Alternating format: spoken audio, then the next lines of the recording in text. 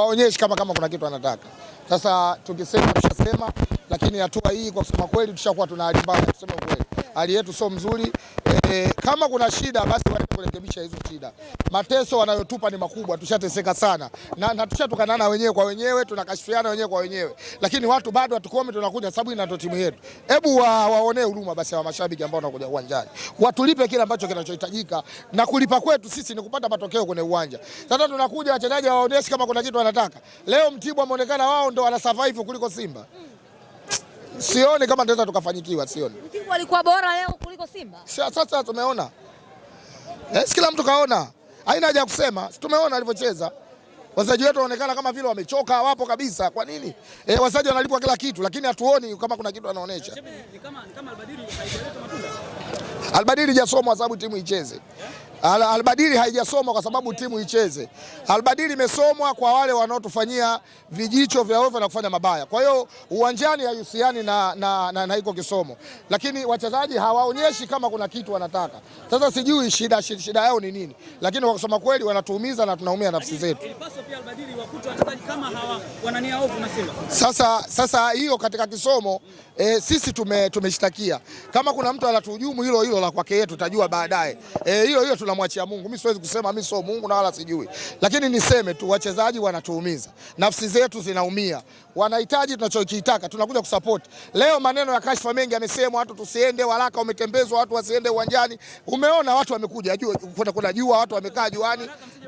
Watu wasije, lakini wanakuja kusupport timu yao. Sasa wao wanachohitaji ni nini? Sisi malipo yetu ni dakika 90 tupate matokeo. Kama matokeo hakuna basi sisi hatuwezi kufanya lolote. Kwa hiyo kwa kusema kweli hali yetu mbaya sana. Kwa hali hii sasa ni kama mnampagia zaidi mpinzani wenu. Ni kweli kwa sababu tumedondosha 2 na tumefungwa mchezo mmoja. Kwa hiyo tunazidi kumpa gepo, lakini mimi niseme hali kwetu ni mbaya sana. Yes. Simba iogopi kwa sasa. Sijui hayo maneno anasema wewe, lakini dakika 90 leo zidi ya Mtibwa tumeenda sare, tumedondosha alama 2. Nafsi zinatuuma, wajipange kwenye mechi nyingine. Kama wasipopambana mechi na experience sioni tukifanya lolote. Tutapigwa nje ndani. Mimi nakwambia kwa sababu mpira ni mchezo wa wazi, haina haja ya kuongopeana. Mashabiki wanatuumiza, mashabiki wanajitolea. Hivi fikiria mtu katoka Mbagala leo yuko Mbweni. Fikiria mtu amekuja hapa toka saa 9 yuko uwanjani anaungua na jua. Mchezaji unacheza kama vile uko na shoga yako. Hamna kitu. Mimi nasema kwa sababu gani? Hawaonyeshi kama kuna kitu wanataka. Mtibwa ameonyesha kama kuna kitu wanataka. Wachezaji wetu hawaonyeshi. Kwenye hilo la wachezaji.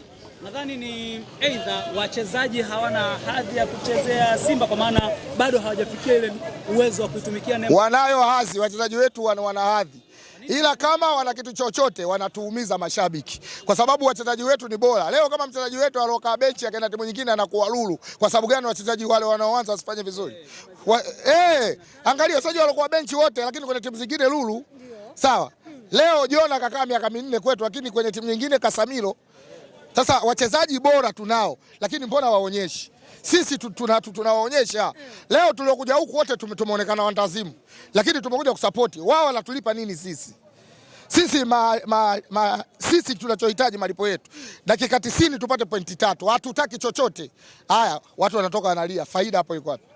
Wanatufailisha. Na hiki kinachoendelea maana hata usajili unaofanyika kama itakuwa hivi haiwezi kusaidia sisi. Ya mbele siwezi kusema lakini leo wachezaji wamecheza ovyo, tumepoteza game.